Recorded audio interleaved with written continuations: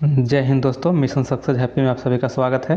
Friends, देखिए आप लोग को ज्ञान बिंदु जीएस एकेडमी का जो बुक स्टार्ट था उसमें से आप लोगों को 18 तक हल प्रश्न पत्र संख्या 18 तक आप लोगों को कवर कर लिया गया। और इसमें देखिए इस वीडियो में आप लोगों को 19 नंबर हल प्रश्न पत्र संख्या 19 आप लोग को देखने को मिलेगा। तो आप लोग यहाँ देखिए 18 तक आप लोग नहीं देखे हैं तो जा करके वीडियो देख लीजिए, सभी प्लेलिस्ट में वीडियो आप लोग को मिल जाएंगे। तो जा करके यह वीडियो देख लीजिए। और आज यहाँ पे आप लोग को अपलोड होगा 19 नंबर का। और इसमें देखिए कुल टोटल जो बुक है आप लोग का ज्ञान बिंदु जीएस एकेडमी का, तो इसमें आप लोग को कुल टोटल 20 हल प्रश्न पत्र है। तो आज आप लोग को 19 तक कवर कर लिया जाएगा और सिर्फ एक बचेगा, तो एक आप लोग को कल अपलोड कर दिया जाएगा। तो आप लोग पूरा वीडियो को अच्छे से देखिए और आप लोग लाइक और शेयर सब्सक्राइब ज़रूर कीजिए। और चैनल पर पहली बार हैं तो सब्सक्राइब कर बेल आइकन को प्रेस कर दीजिए। और चलिए स्टार्ट करते हैं आप लोग कम समय लेते हुए। तो देखिए यहाँ पहला क्वेश्चन हो जाएगा आपको। पहला क्वेश्चन हो जाएगा कि विश्व की सर्वाधिक औसत वर्षा होती है। तो विश्व की सर्वाधिक औसत वर्षा होती है, तो यहाँ पे देख लीजिए ऑप्शन बी हो जाएगा आपको कि मासीराम। कहाँ होती है? तो मासीराम में होती है। और इसका डिटेल्स देख लीजिए कि मासीराम मेघालय में स्थित खासी पहाड़ी के दक्षिण में स्थित है और जहाँ लगभग औसत वर्षा जो है 1187 सेंटीमीटर होती है। और भारत में सबसे कम वर्षा लेह यानी लद्दाख में होती है। और भारत में औसत वार्षिक वर्षा लगभग 125 सेंटीमीटर होती है। और चेरापूंजी में विश्व की सर्वाधिक वर्षा होती थी, किंतु हाल ही में वर्षा में चेरापूंजी के पूर्व में स्थित इस मासीराम में सर्वाधिक वर्षा अभिलेखित है। और यहाँ पे आगे देख लेते हैं कि पश्चिम बंगाल में औसतन वर्षा 150 से 200 सेंटीमीटर होती है। और जाड़े के दिनों में तमिलनाडु में मानसूनी वर्षा उत्तर पूर्व मानसून के कारण होता है। और भारत में सर्वाधिक वर्षा दक्षिण पश्चिम मानसून के कारण होता है। ये सभी जो दिया गया ना पॉइंट, ये सभी आप लोग के लिए एकदम वीवीआई है। तो इसको अच्छे से आप लोग देखिएगा और समझिएगा, क्योंकि आप लोग को एग्ज़ाम में अगर कहीं से भी क्वेश्चन आए तो आप लोग इसके छोड़िएगा नहीं, स्किप नहीं करना है, इस वीडियो को पूरा वीडियो देखिए। 2 नंबर देख लेते हैं कि भारतीय संविधान की उद्देशिका में 42वें संविधान संशोधन द्वारा निम्न में से कौन सा शब्द नहीं जोड़ा गया है। यहाँ पे देखिए, यही ध्यान दीजिएगा कि यहाँ अगर जोड़ा गया है, अगर ध्यान में आ जाता तो गलत हो जाए। इसीलिए अंतिम में जो ये नहीं रहता ना, इसको बहुत ध्यान से देखना पड़ता है, बारीकी से। तो यहाँ पे देख लीजिए कौन सा शब्द नहीं जोड़ा गया है। तो ऑप्शन देखिए यहाँ पे डी हो जाएगा आपको, गणराज्य हो जाएगा। बाकी जो यह समाजवादी था और अखंडता था और धर्मनिरपेक्ष से सभी जोड़ा गया था, लेकिन डी जो है नहीं जोड़ा गया था। आगे यहाँ पे देख लेते हैं कि 42वें संविधान संशोधन अधिनियम 1976 द्वारा प्रस्तावना में समाजवादी, पंथनिरपेक्ष और अखंडता शब्द जोड़े गए थे। और आगे यहाँ पे देखिए कि भारतीय संविधान की प्रस्तावना का आविर्भाव पंडित जवाहरलाल नेहरू द्वारा 13 दिसंबर 1946 को संविधान सभा में रखे गए उद्देश्य प्रस्ताव में हुआ है। यही कारण है कि भारतीय संविधान की प्रस्तावना को उद्देशिका कहकर भी संबोधित किया जाता है। और यहाँ देख लेते हैं कि प्रस्तावना अमेरिकी संविधान से ली गई है, लेकिन प्रस्तावना के जो भाषा जो है ना, यह ऑस्ट्रेलिया की संविधान से लिया गया है। आगे यहाँ पे देख लेते हैं कि भारतीय संविधान की प्रस्तावना में 3 प्रकार की न्याय है। कितना? 3 प्रकार की न्याय है। तो कौन कौन है? तो देखिए सामाजिक न्याय हो जाएगा, आर्थिक न्याय हो जाएगा और राजनैतिक न्याय हो जाएगा। और देखिए 5 प्रकार की स्वतंत्रता दिया गया है। देखिए क्या क्या है?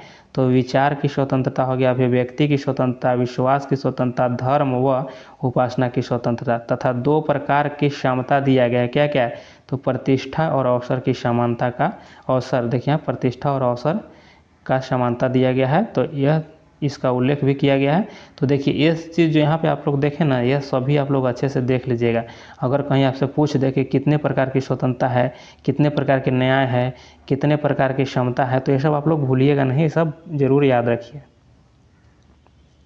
यहाँ पे और देख लीजिए यहाँ पे कि हमारी प्रस्तावना में स्वतंत्रता, समानता, बंधुत्व के आदर्शों को फ्रांस की क्रांति से लिया गया है। ये भी शब्द कई बार पूछे गए हैं, तो ये सभी देखिएगा। और यहाँ देखिए कि सामाजिक, आर्थिक और राजनैतिक न्याय के तत्वों को रूस किस क्रांति से लिया गया? यहाँ से रूस से लिया गया है। और यहाँ देखिए प्रसिद्ध संविधान विशेषज्ञ N.A. पालकीवाला ने प्रस्तावना को संविधान के परिचय पत्र की संज्ञा दिया है। संविधान को परिचय पत्र कहा है किसने? तो N.A. पालकीवाला ने।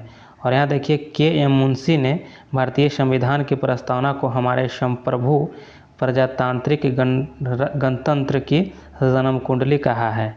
और बेरुवारी संघवाद जो हुआ था आपको 1960 में के अनुसार प्रस्तावना को संविधान का भाग नहीं माना गया है, अतः इसे संशोधन नहीं किया जा सकता है, यह भी बात कहा गया था, बेरुवारी में कहा गया था। लेकिन यहाँ देखिए केशवानंद भारती बनाम केरल राज्य जो 1973 के अनुसार प्रस्तावना संशोधनीय है, परंतु मूल ढांचे से संबंधित विषयों को नकारात्मक संशोधन नहीं संभव नहीं है, माने नकारात्मक नहीं कर सकते हैं। यहाँ पे संशोधन हुआ है लेकिन मूल ढांचा से संबंधित विषयों को नकारात्मक के रूप में नहीं किया गया है। चलिए आगे यहाँ देखिए 3 नंबर में देख लेते हैं कि निम्नलिखित में से कौन सा एक जीवाणु जनित रोग नहीं है। देखिए जीवाणु से होने वाला रोग नहीं है, तो इसमें देखिए इन्फ्लुएंजा, यह आपको जीवाणु से नहीं होने वाला है। बाकी हैजा हो गया, एंथ्रैक्स यानी गिल्टी रोग, क्षय रोग यानी टीबी रोग, ये सभी जो है आपको जीवाणु से होने वाले रोग हैं। देखिए यहाँ पे इन्फ्लुएंजा या फ्लू मिक्सो वायरस के कारण होता है। किससे? वायरस के कारण होता है इन्फ्लुएंजा, जो विश्व के लगभग सभी देशों में पाया जाता है। यह एक संक्रमण रोग है जो संक्रमित व्यक्तियों के थूक के कफ आदि द्वारा वायु के माध्यम से फैलता है और खांसी, बलगम, छींक, ज्वर आदि, सिर दर्द आदि इसके प्रमुख लक्षण हैं। इन्फ्लुएंजा के नियंत्रण का कोई प्रभावी तरीका नहीं है, फिर भी ये देखिए एंटीवायरल दवाएं इन रोगों के उपचार में उपयोग की जाती है। और देखिए हैजा जो है आपको विब्रियो क्लोरी जीवाणु द्वारा होते हैं, और तपेदिक या क्षय रोग कहिए या टीबी कहिए, यह देखिए माइकोबैक्टीरियम ट्यूबरकुलोसिस जीवाणु द्वारा होता है। और एंथ्रैक्स रोग बैसिलस एंथ्रैक्स जीवाणु के कारण प्रायः पालतू पशु गाय, भैंस, बकरी को होता है, फिर भी पालतू पशु के संपर्क में आने पर मनुष्य को भी यह हो जाता है। और आगे यहाँ पे देखिए कि जीवाणु द्वारा होने वाला अन्य रोग डिप्थीरिया हो जाएगा, प्लेग, टिटनस, काली खांसी, कोढ़ हो जाएगा, ये सभी आपको जीवाणु द्वारा होते हैं। 4 नंबर प्रश्न देख लेते हैं कि मतदान की आयु 21 वर्ष से घटाकर 18 वर्ष की गई थी।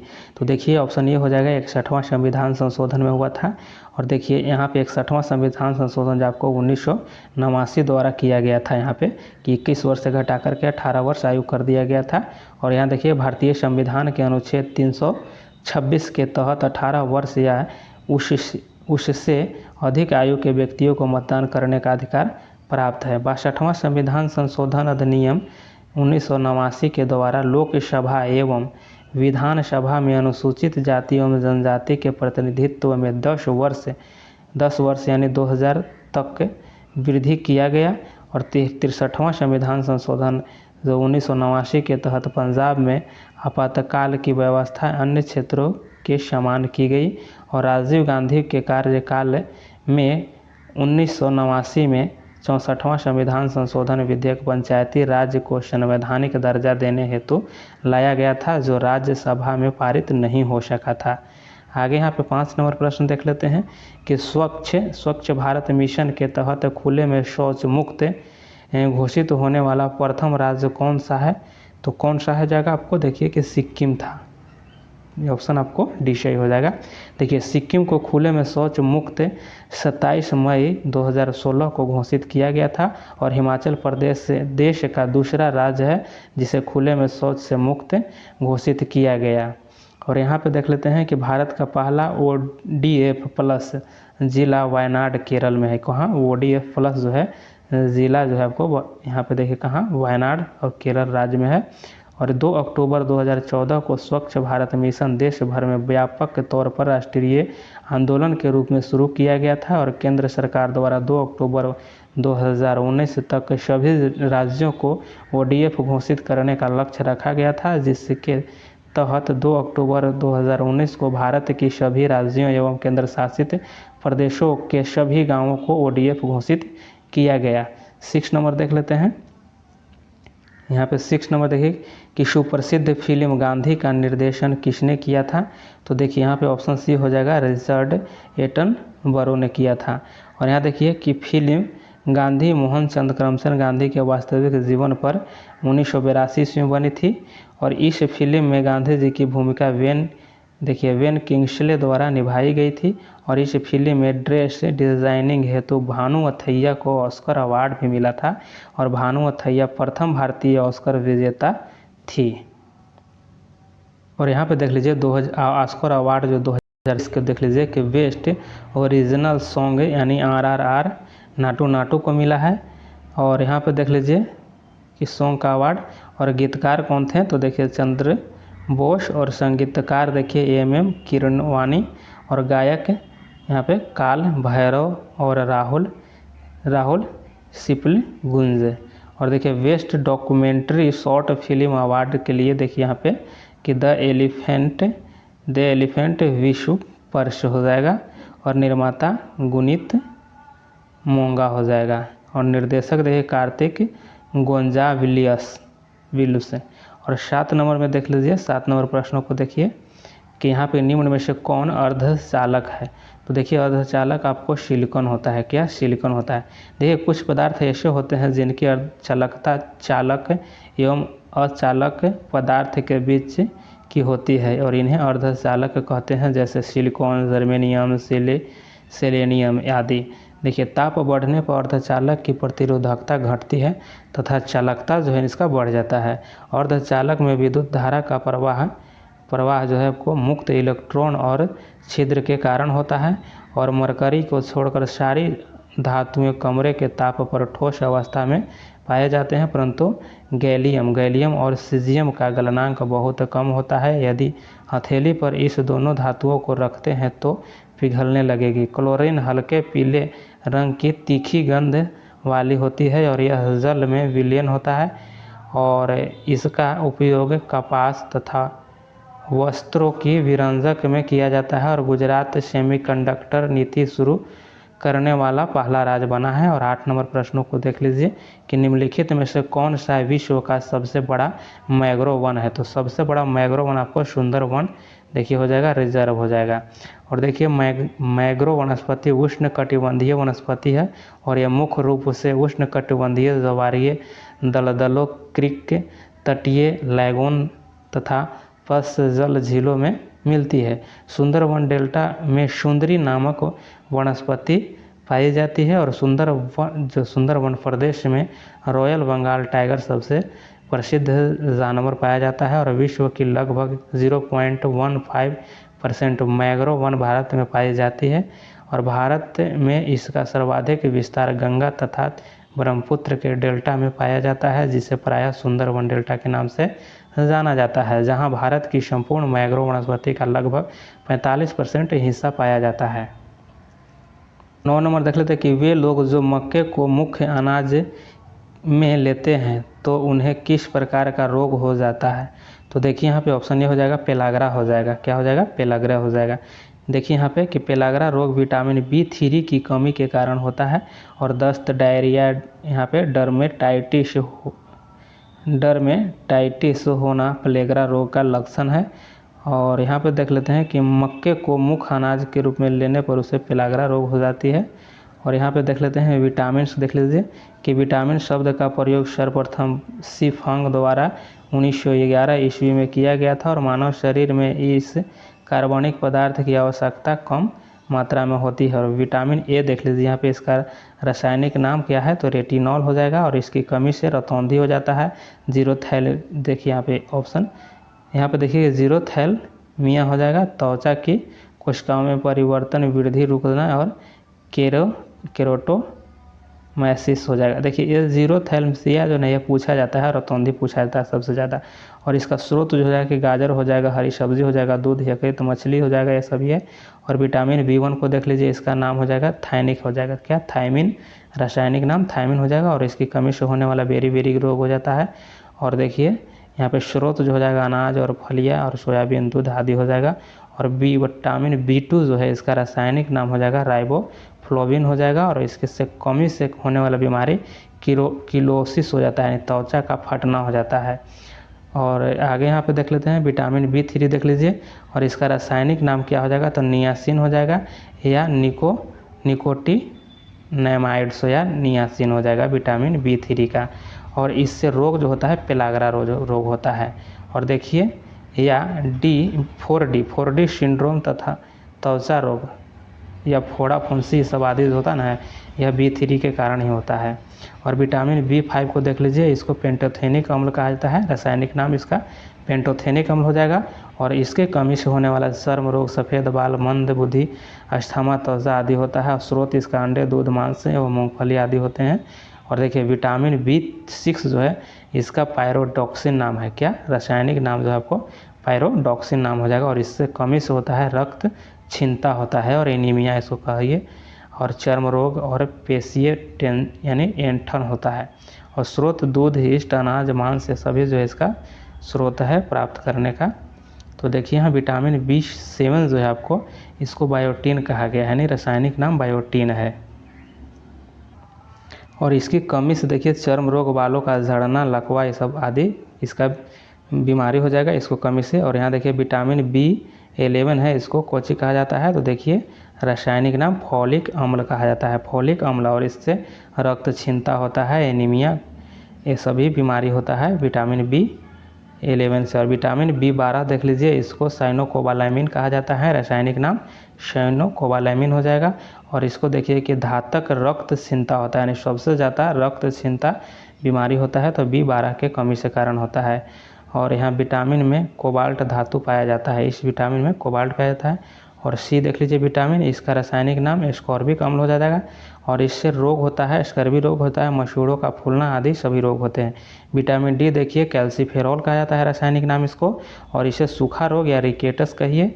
और यहाँ पे देखिए प्रौढ़ हो यानी वयस्क में होता है क्या, तो ऑस्टियोमलेसिया रोग हो जाता है इसी की कमी से, विटामिन D की कमी से। और विटामिन E जो होगा आपको, इसको रासायनिक नाम टोकोफेरोल कहा जाता है। और इससे होता है कि जनन क्षमता में कमी या जननांग तथा पेशियों की कमज़ोरी होता है। और विटामिन जो K है आपको देखिए, इसको नाम है फिनोक्विनोन नाम है, रासायनिक नाम जो हो गया फिनोक्विनोन हो गया। और इससे कमी से क्या होता है, तो इसमें कमी से होता है क्या होता है, इसमें रक्त का थक्का नहीं बनना और कटे स्थान से रक्त का स्राव बहुत अधिक होता है, यही सब इसका कारण है। और 10 नंबर प्रश्नों को देख लेते हैं। निम्नलिखित में से किस ग्रह का कोई चंद्रमा नहीं है, तो देखिए शुक्र का कोई भी चंद्रमा नहीं है, यानी कि कोई भी उपग्रह नहीं है। और आगे यहाँ इसके बारे में देख लीजिए कि यह सूर्य के निकटवर्ती दूसरा ग्रह है तथा सूर्य की परिक्रमा 255 दिनों में पूरा करता है। और यह ग्रहों की सामान्य दिशा के विपरीत यानी दक्षिणावर्त सूर्य की पूर्व से पश्चिम दिशा में परिक्रमण करता है। और यह पृथ्वी के सर्वाधिक निकट है, जो सूर्य व चंद्रमा के बाद सबसे चमकीला दिखाई पड़ता है।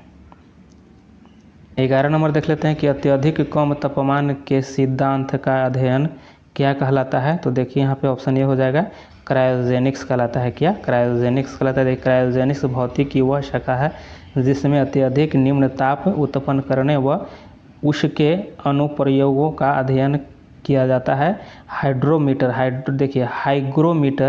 इसकी ये जो है ना आपको कि किसी गैस या वायु की आर्द्रता को मापने हेतु है हाइग्रोमीटर। और देखिए थर्मामीटर जो है कि ताप के मापन हेतु है। और थर्मोस्टेट जो है आपको ताप के विनियमन हेतु है। और वाटर मीटर जो है आपका विद्युत शक्ति के मापन हेतु है। क्या वाट मीटर है, वाट मीटर जो है यह विद्युत शक्ति को मापा जाता है। और वोल्ट मीटर जो है दो बिंदुओं के मध्य विद्युत विभवांतर ज्ञात करने के लिए होता है। और टेलीमीटर है ना जो आपको, यह आपको सुदूर वस्तुओं से दूरी के मापन हेतु किया जाता है टेलीमीटर। 12 नंबर देख लेते हैं कि प्रत्येक वर्ष 29 जून को डैश की जयंती के उपलक्ष्य में भारत का सांख्यिकी दिवस मनाया जाता है, तो देखिए ऑप्शन आपको डी हो जाएगा, PC महालनोबिस हो जाएगा। सांख्यिकी दिवस आपको मनाया जाता है PC महालनोबिस के जयंती के उपलक्ष्य में, इनके जन्मदिन के उपलक्ष्य में मनाया जाता है। और देखिए राष्ट्रीय सांख्यिकी दिवस पहली बार 29 जून 2007 को मनाया गया था। और राष्ट्रीय सांख्यिकी दिवस 2023 का थीम सतत विकास लक्ष्यों की निगरानी के लिए राष्ट्रीय संकेतक ढांचे के साथ राज्य संकेतक ढांचे का खन हो जाएगा, सराय खन।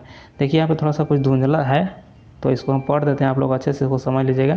और देखिए महालनोबिस मॉडल भारतीय सांख्यिकीविद पीसी महालनोबिस द्वारा 1953 में विकसित किया गया था और द्वितीय पंचवर्षीय योजना देखिए यहाँ पे पीसी महालनोबिस मॉडल पर ही आधारित थी। और इस मॉडल में निवेश को 2 श्रेणियों में बांटा गया है, पूंजीगत वस्तु क्षेत्र और उपभोक्ता वस्तु क्षेत्र।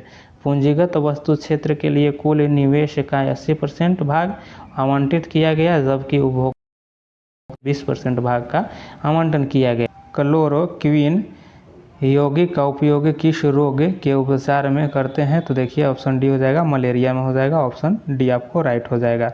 और यहाँ देख लीजिए मैकुलाच ने 1827 ईस्वी में सर्वप्रथम मलेरिया शब्द का प्रयोग किया था और मलेरिया रोग का कारण प्लाज्मोडियम नामक प्रोटोजोआ है और जिसका वाहक मादा एनोफिलीज मच्छर होती है।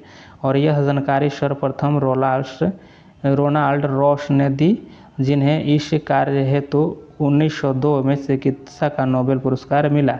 मलेरिया रोग को लाल रुधिराणु नष्ट हो जाते हैं तथा रक्त में कमी आ जाती है और इसके उपचार में कुनैन, एलुट्रिन, क्लोरोक्विन और प्रीमोक्विन औषधि लेनी चाहिए। चलिए आगे यहाँ पे देख लीजिए कि भारत सरकार ने मलेरिया उन्मूलन का लक्ष्य 2030 तक का निर्धारण किया। कब तक? देखिए इसको याद रखिएगा, 2030 तक। और यहाँ पे देख लेते हैं कि यह डेंगू नामक वायरस से फैलने वाली बीमारी जिसका वाहक मादा एंडीज एजिप्टी मच्छर है और इस रोग में रोगी के शरीर में प्लेटलेट की कमी हो जाती है और जिसके कारण आंतरिक रक्तस्राव होने लगता है। 14 को देख लेते हैं कि कोलंबस ने किस बंदरगाह से अपनी महान यात्रा के लिए प्रस्थान किया? तो देखिए ऑप्शन ये आपको हो जाएगा कि पालोस बंदरगाह। कहाँ से? पालोस बंदरगाह से। और यहाँ देखिए कोलंबस ने अपनी पहली यात्रा 3 अगस्त 1492 को स्पेन के पालोस बंदरगाह से शुरू की और स्पेन के राजा रानी समेत हजारों लोग उस दिन एक ऐसे अभियान को हरी झंडी दिखाने आए थे जो अगर कामयाब हो जाता तो आने वाले सालों में पूरे स्पेन की किस्मत बदल सकता था। कोलंबस ने तीन जहाज़ों सांता मारिया, नीना और पिंटा के साथ स्पेन से अपनी सफ़र की शुरुआत की। कोलंबस ने भारत की खोज के दौरान अमेरिका की खोज की। देखिए कोलंबस जेनोवा यानी इटली का रहने वाला था और कोलंबस को नई दुनिया का खोजकर्ता भी कहा जाता है। कालीकट बंदरगाह के बारे में देख लीजिए यहाँ पे। तो देखिए कि सर्वप्रथम 1498 ईस्वी में वास्को डी गामा नामक पुर्तगाली नाविक ने उत्तमाशा अंतरिप यानी केप ऑफ गुड होप का चक्कर काटते हुए एक गुजराती व्यापारी अब्दुल मजीद की सहायता से भारत के कालीकट बंदरगाह पर पहुंचा और कालीकट के हिंदू शासक उपाधि जमोरिन ने वास्को डी गामा का स्वागत किया। और 15 नंबर क्वेश्चन देख लेते हैं, निम्नलिखित में से ईश्वर का सही पर्यायवाची शब्द हो जाएगा। तो ईश्वर का सही हो जाएगा, देखिए नियंत्रा हो जाएगा और सृजनहार हो जाएगा। ऑप्शन ये आपको राइट हो जाएगा। देखिए ईश्वर का पर्यायवाची शब्द परमेश्वर भी होता है, देवता, भगवान, खुदा, जगन्नाथ, जगदीश, सर्वेश्वर, सृजनहार आदि होता है। और देखिए तमचर, यहाँ पे तमचर रजनीचर शब्द असुर शब्द के पर्यायवाची है और असुर के अन्य पर्यायवाची शब्द के दुष्ट हो जाएगा, राक्षस, दानव, ये सभी हो जाएंगे। 16 को देख लेते हैं, निम्नांकित में से कौन सा प्रोटोकॉल ईमेल सेवाओं के लिए उपयोग किया जाता है? तो देखिए ऑप्शन सी हो जाएगा, SMTP हो जाएगा। क्या? SMTP हो जाएगा।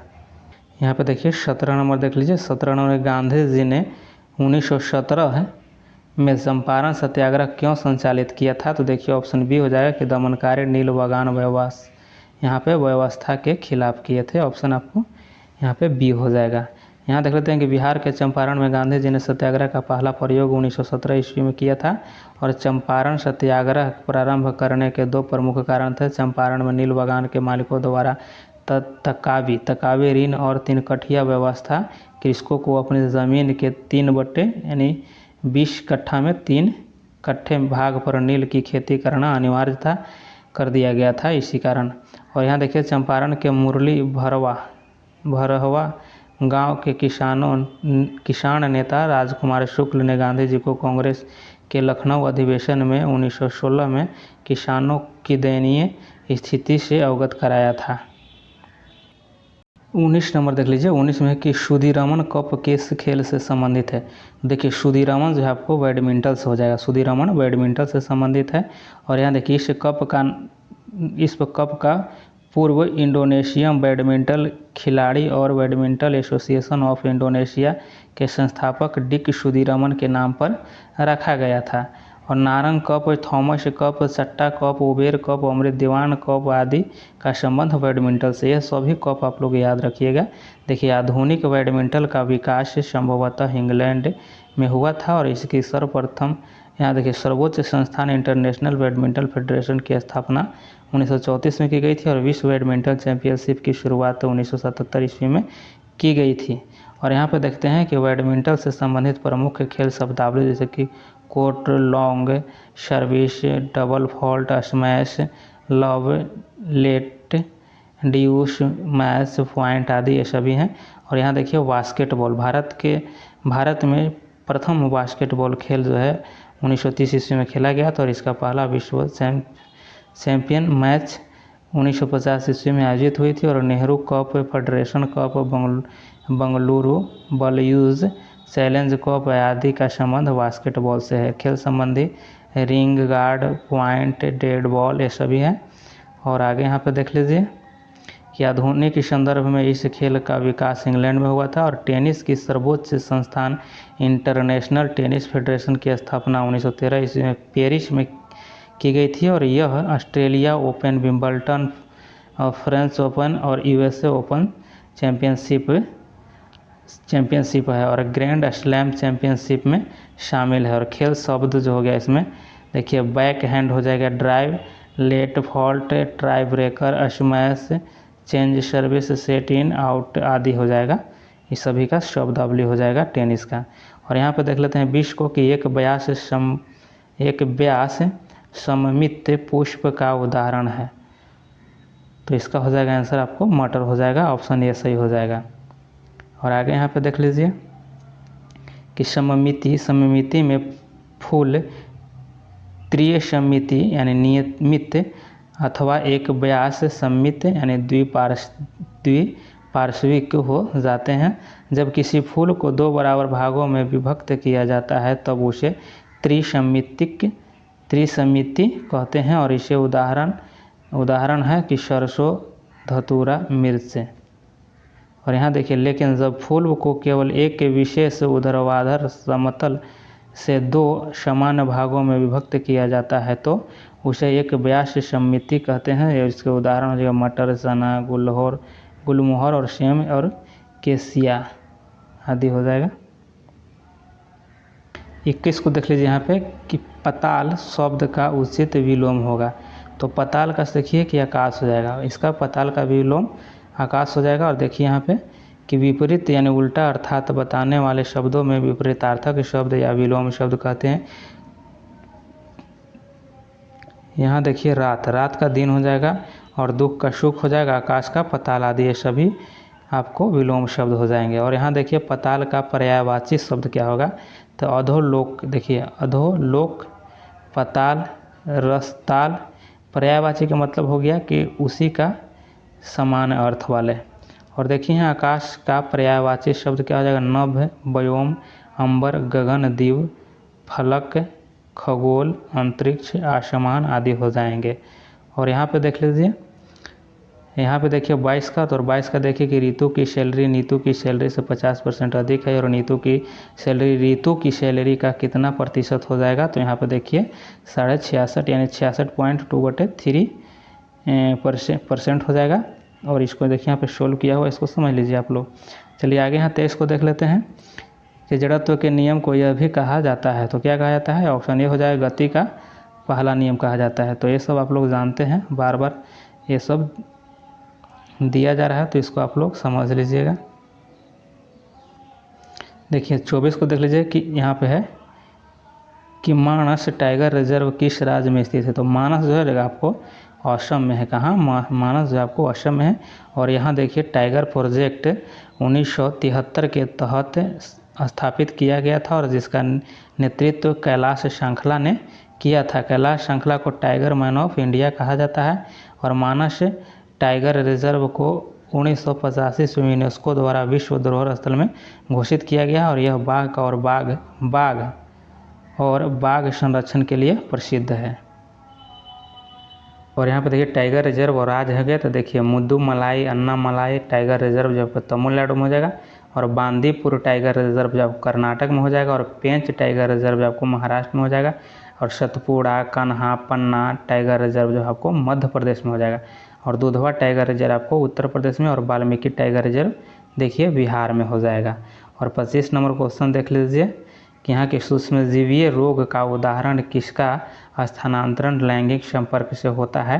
तो यहाँ पर देख लीजिए इसका आंसर बी हो जाएगा, ऑप्शन बी हो जाएगा, सिफिलिस हो जाएगा। क्या हो जाएगा? सिफिलिस हो जाएगा। और आगे यहाँ पे देख लीजिए कि कोई भी रोग या संक्रमण जो मैथुन द्वारा संचालित होते हैं उन्हें सामूहिक तौर पर यौन संचारित रोग या रतिज रोग अथवा जनन संक्रमण मार्ग संक्रमण कहा जाता है। और सुजाक जो हो जाएगा गोनोरिया जिसको कहते हैं, और सिफिलिस हर्पिस जननिक परिसर, और यहाँ पे क्लेमिडियता लैंगिक मत्स्य, यहाँ पे ट्राइकोमोन्सता एवं घातक HIV एड्स आदि सामान्य यौन संचारित रोग है। सभी जितना है आपको यौन संचारित रोग है। चलिए यहाँ देखिए एंथ्रेक्स। तो एंथ्रेक्स देखिए एक जो है जानलेवा संक्रामक रोग है जो बेसिलस एंथ्रासिस जीवाणुओं के द्वारा होता है, और यह मानव के साथ साथ कई जानवरों जैसे घोड़ा, गायों, बकरियां और भेड़ों आदि में भी प्रभावित कर सकता है। और एंथ्रेक्स जीवाणुओं का प्रयोग कई देशों द्वारा जैव आतंकवाद के रूप में भी किया गया है। आगे देखिए 26 को देख लेते हैं कि विश्व स्वास्थ्य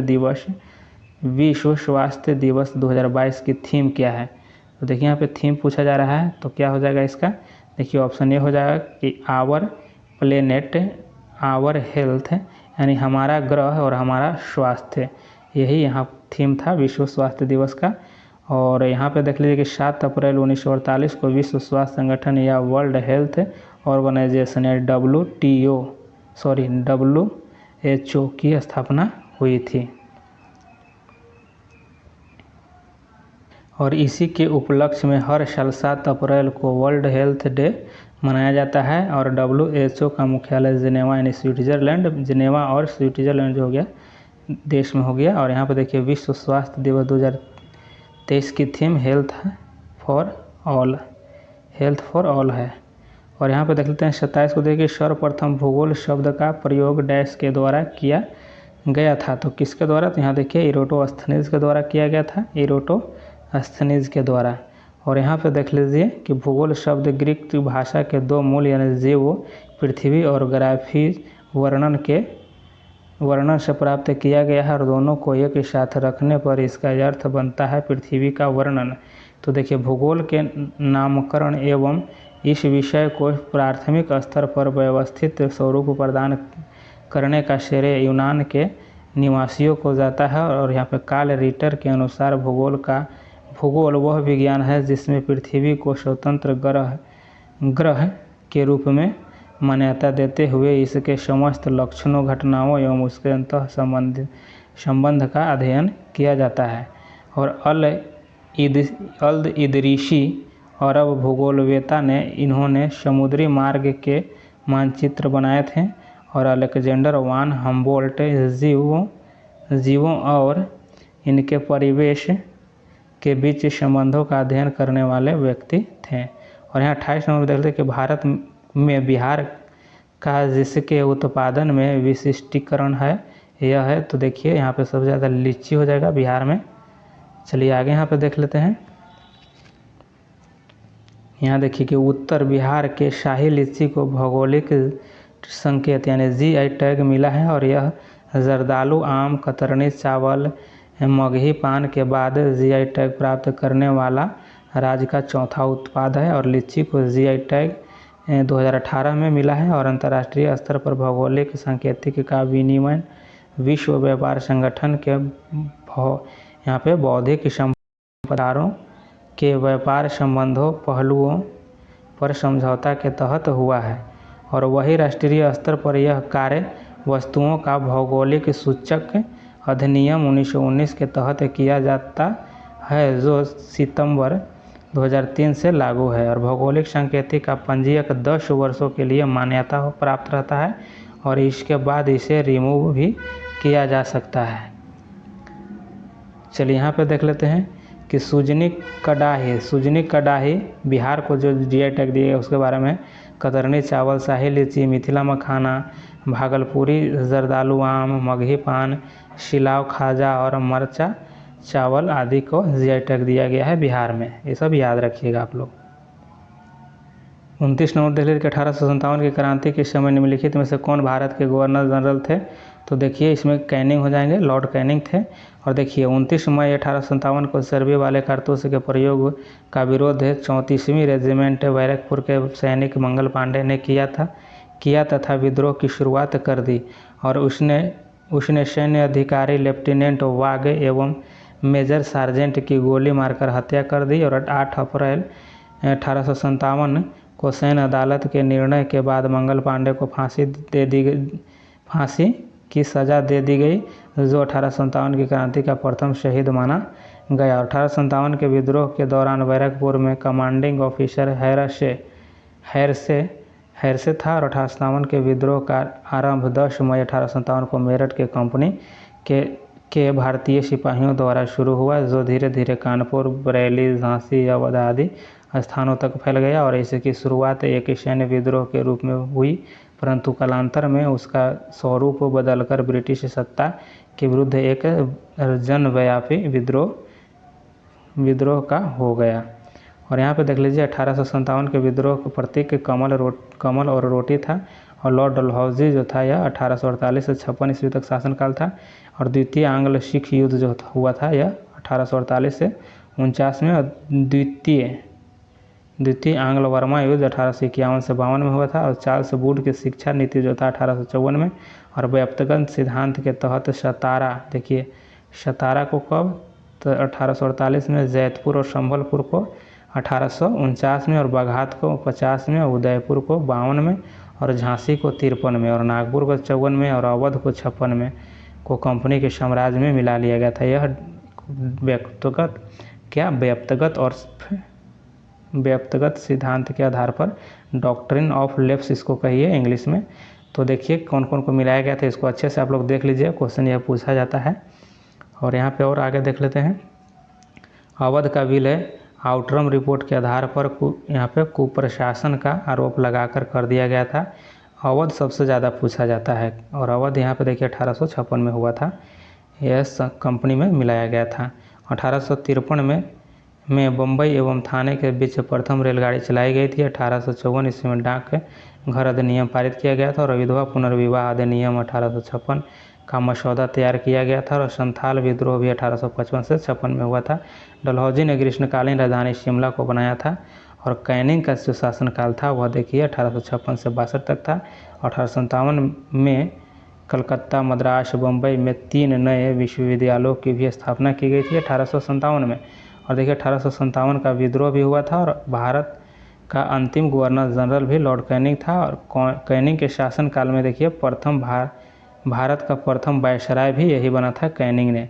और विधवा पुनर्विवाह अधिनियम 1856 लागू किया गया था। और ईश्वर चंद्र विद्यासागर महत्वपूर्ण भूमिका निभाए थे विधवा पुनर्विवाह में। कि सितंबर 1859 ईस्वी में नील विद्रोह हुए थे। और लॉर्ड मेयो जो था कृषि विभाग की स्थापना किए थे। और देखिए 1872 ईस्वी में भारत में पहली जनगणना और पोर्ट ब्लेयर में शेर अली द्वारा इसकी हत्या कर दी गई थी लॉर्ड मेयो को।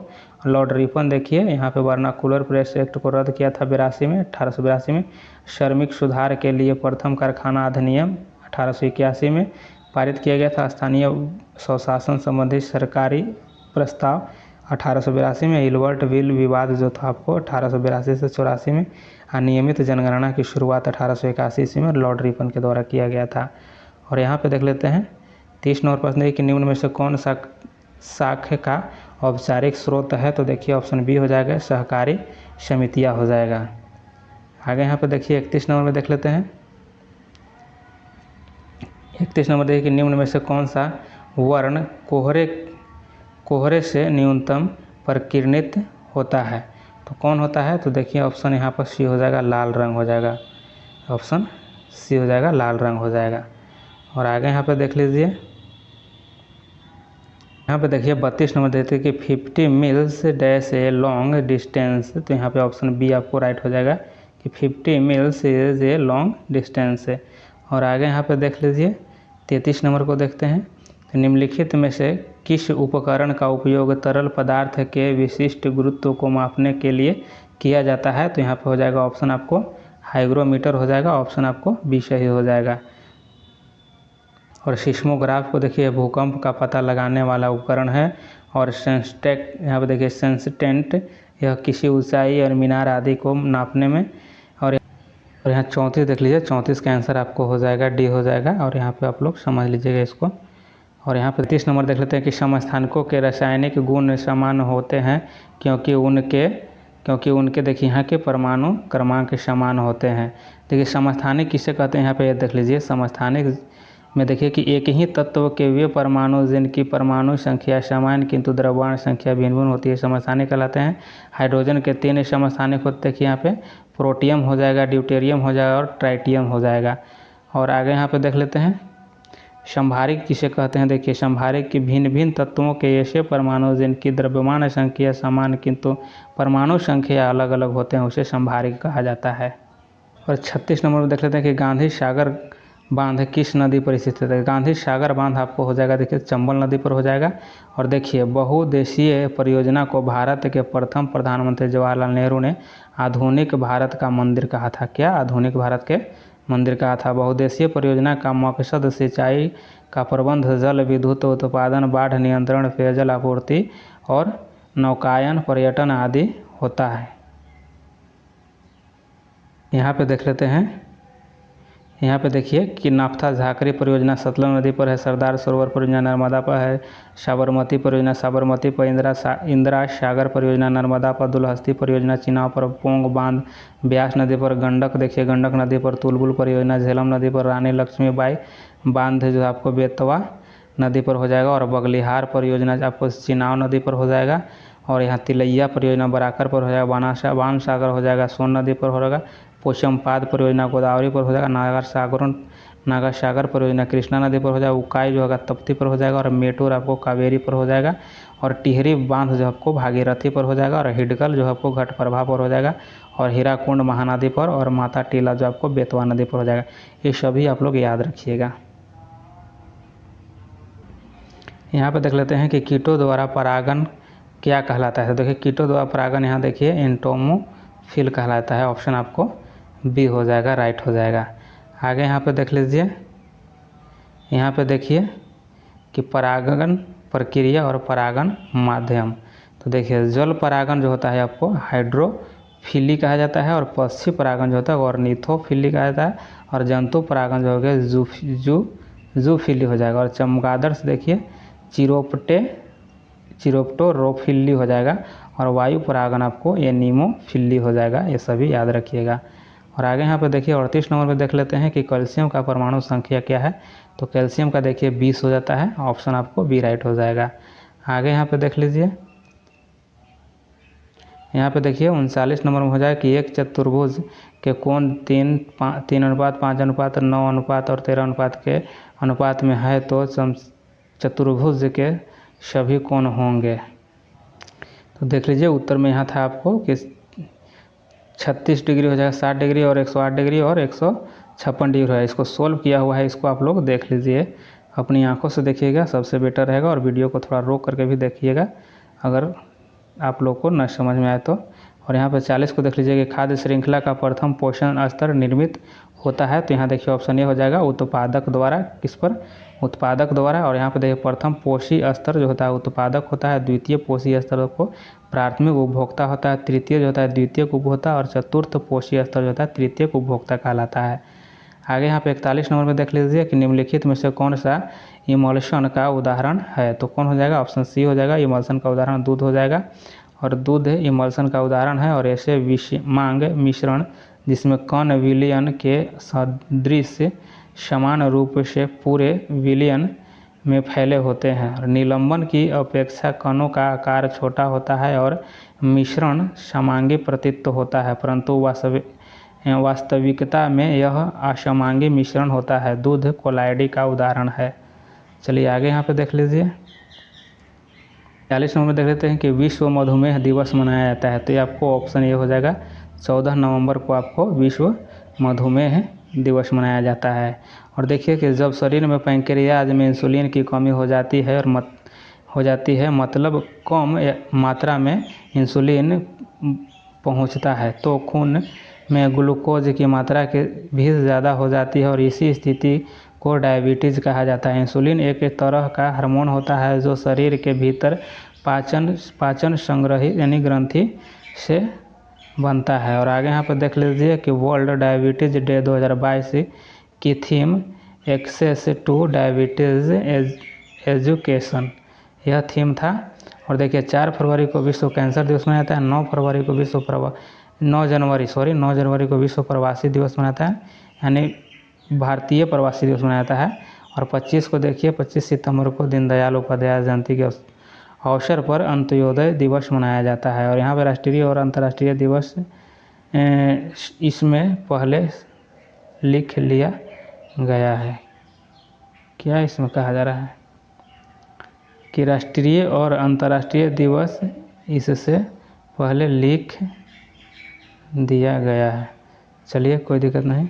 आगे यहाँ देखिए 43 को देखते हैं कि नीति आयोग के वर्तमान उपाध्यक्ष कौन है। तो देखिए ऑप्शन डी हो जाएगा, सुमन बेरी हो जाएगा। ऑप्शन आपको डी इसमें हो जाएगा। और देखिए यहाँ पे नीति आयोग के देख लीजिए यहाँ पे कि national institution for transforming India NITI Aayog का संक्षेपण था। और यहाँ देख लीजिए यह भारत सरकार का एक नीति थिंक टैंक है और नीति आयोग का गठन 1 जनवरी 2015 केंद्रीय मंत्रिमंडल के एक प्रस्ताव के माध्यम से किया गया था। और इसका अध्यक्ष जो होता है प्रधानमंत्री होते हैं। 44 को देख लीजिए कि गांधी शांति पुरस्कार के नवीनतम विजेता से हैं। तो देखिए कि यहाँ पर ऑप्शन आपको बांग्लादेश से हो जाएंगे। ऑप्शन आपको डी राइट हो जाएगा। और आगे यहाँ पे देख लेते हैं 45 को देखिए कि एटीपी के अंतस्थ फास्फेट संलग्न बंध के खंडित होने पर कितनी तुल्य ऊर्जा मोचित होती है। तो यहाँ पे हो जाएगा ऑप्शन आपको डी हो जाएगा। देखिए कि 30.5 किलो जूल प्रति मोल हो जाएगा। आपको ऑप्शन डी राइट हो जाएगा। 46 को देख लीजिए कि केंद्रीय तंत्रिका तंत्र निर्मित होता है। तो यह आपको हो जाएगा ऑप्शन सी हो जाएगा, मेरुरज्जु व मेरु तंत्रिका तंत्र द्वारा मानव का तंत्रिका तंत्र 2 भागों में विभाजित होता है। देखिए केंद्रीय तंत्रिका तंत्र एवं परिधीय तंत्रिका तंत्र हो जाएगा।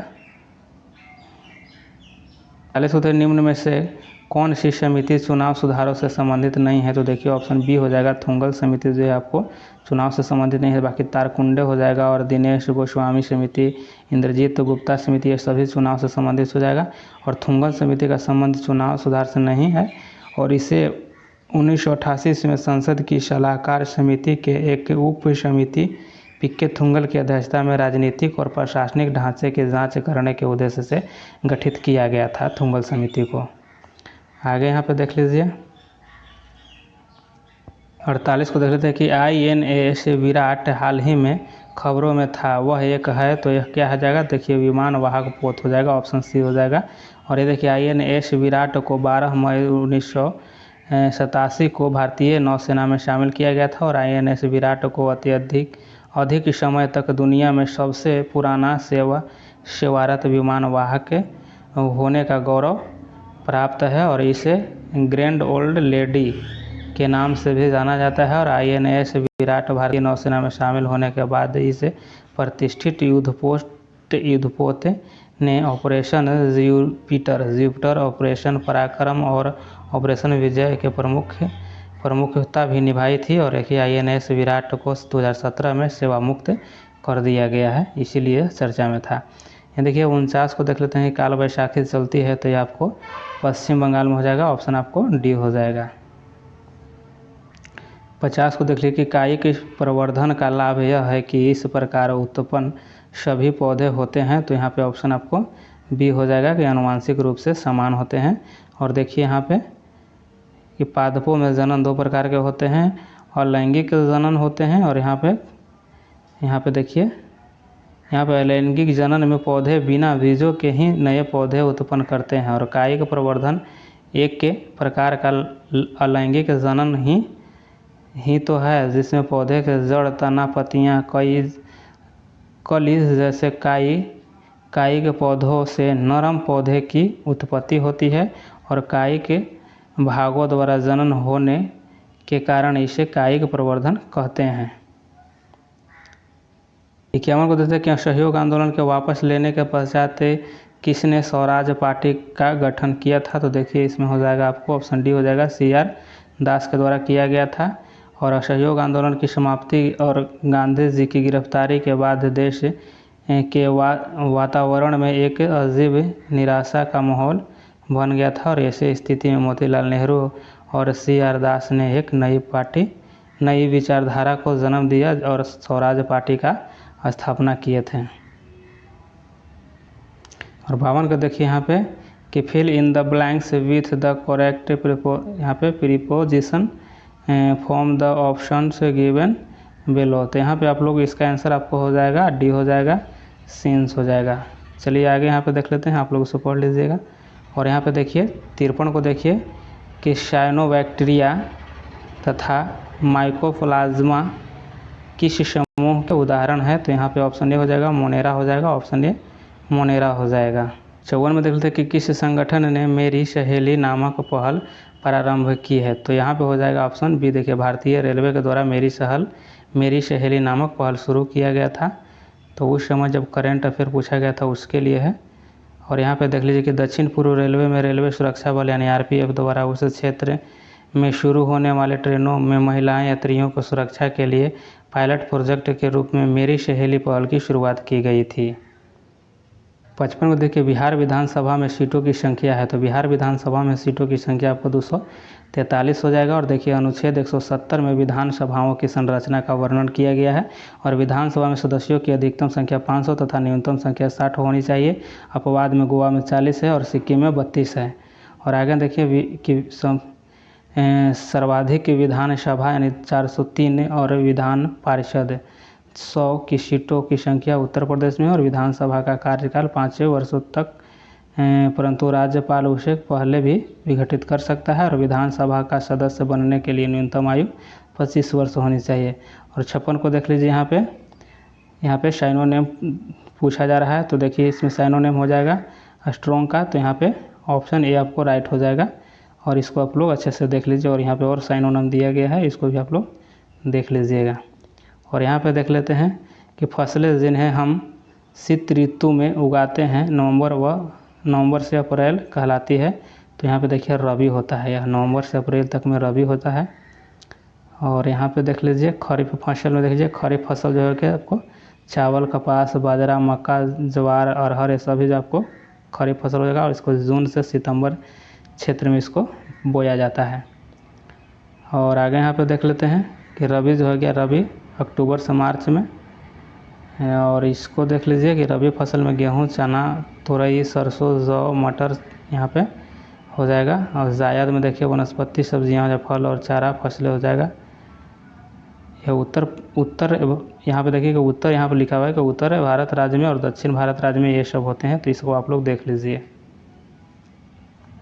58 को यहाँ पे देख लेते हैं कि कौन सा तत्व सोलर सेल को बनाने के लिए मुख्य रूप से उपयोग किए जाते हैं, तो यहाँ पे देखिए सिलिकॉन हो जाएगा, सिलिकॉन का प्रयोग किया जाता है। यहाँ पे 59 को देखिए गांधी जी के अनुसार भारत को स्वराज मिलने पर शिक्षा का श्रेय क्या होना चाहिए था, यह कहा जा रहा है, तो यहाँ पे देखिए चरित्र निर्माण होना चाहिए, ऑप्शन बी होना चाहिए। गांधी जी के लिए शिक्षा के आशय था कि शरीर, आत्मा एवं मस्तिष्क का सर्वांगीण विकास होना चाहिए। और गांधी जी साक्षरता को शिक्षा नहीं मानते थे। उनके अनुसार साक्षरता न तो शिक्षा और न अंत न ही प्रारंभ है। गांधी जी का विचार था कि साक्षरता स्वयं में कोई पूर्ण शिक्षा नहीं है और उनका विचार था कि बच्चों को आरंभ से ही हस्तशिल्प की शिक्षा प्रदान की जानी चाहिए, जिससे वे आगे चलकर आत्मनिर्भर बन सके। 60 नंबर देख लीजिए, देखिए यहाँ पे कौन भारत के, यहाँ पे देखिए 49वें मुख्य न्यायाधीश हैं। तो 49वें मुख्य न्यायाधीश यहाँ पे देखिए जस्टिस उदय उमेश ललित हो जाएंगे, 59वें के बाद पूछा जा रहा है। और देखिए वर्तमान समय में भारत के मुख्य न्यायाधीश जस्टिस DY चंद्रचूड़ हैं और इस समय उच्चतम न्यायालय में 34वें, देखिए 34 न्यायाधीश हैं, यानी एक मुख्य न्यायाधीश और अन्य 33 अन्य न्यायाधीश हैं। और 2019 के सरकार ने उच्चतम न्यायालय में कुल न्यायाधीशों की संख्या 31 से बढ़ाकर 34 कर दी गई थी। और देखिए उच्चतम न्यायालय के न्यायाधीशों की नियुक्ति राष्ट्रपति द्वारा किया जाता है और मुख्य न्यायाधीश की नियुक्ति राष्ट्रपति अन्य न्यायाधीशों एवं उच्च न्यायालय के न्यायाधीशों की सलाह पर करते हैं। और सेवानिवृत्ति मुख्य न्यायाधीश एवं अन्य न्यायाधीशों की पेंशन उसके अंतिम माह के वेतन का 50% निर्धारित होता है। और भारत का प्रथम न्यायाधीश हीरालाल जैकानियत हैं और सुप्रीम कोर्ट की प्रथम महिला न्यायाधीश यहाँ देखिए मीरा शाही फातिमा बीबी थी और उच्च न्यायालय की प्रथम महिला मुख्य न्यायाधीश लीला सेठ, हिमाचल प्रदेश।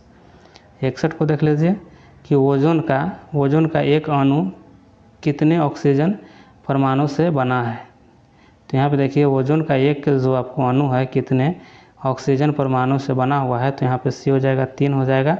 देखिए ओजोन जो है वो 3 के अणु ऑक्सीजन के 3 परमाणुओं से बने हैं, जबकि सामान्य ऑक्सीजन जिससे के विषय में हम प्रायः चर्चा करते हैं वो अणु में 2 परमाणु होते हैं। यहाँ पे 62 को देख लेते हैं और 62 को देख लीजिए, यहाँ पे अंग्रेजी है तो इसका आंसर आपको C हो जाएगा। इसको आप लोग देख लीजिए अच्छे से। 63 और 63 को भी यहाँ पे देख लीजिए। 63 का आंसर भी आपको ये हो जाएगा। ये सभी आप लोग अच्छे से देख लीजिएगा। 64 को देख लेते हैं कि निम्नलिखित में से कौन सा देश चतुर्भुज सुरक्षा संवाद, जिसे क्वाड के रूप में भी जाना जाता है, का सदस्य नहीं है। तो इसमें सदस्य नहीं हो जाएगा आपको C, रूस नहीं हो जाएगा। बाकी अमेरिका, ऑस्ट्रेलिया, जापान और भारत भी है, ठीक है, लेकिन रूस इसमें नहीं है। यहाँ पे देख लीजिए कि भारत, अमेरिका, ऑस्ट्रेलिया और जापान का एक समूह है क्वाड। 65 को देखिए कि बायोगैस का मुख्य घटक है। तो बायोगैस का मुख्य घटक आपको CH4 हो जाएगा, यानी मीथेन हो जाएगा।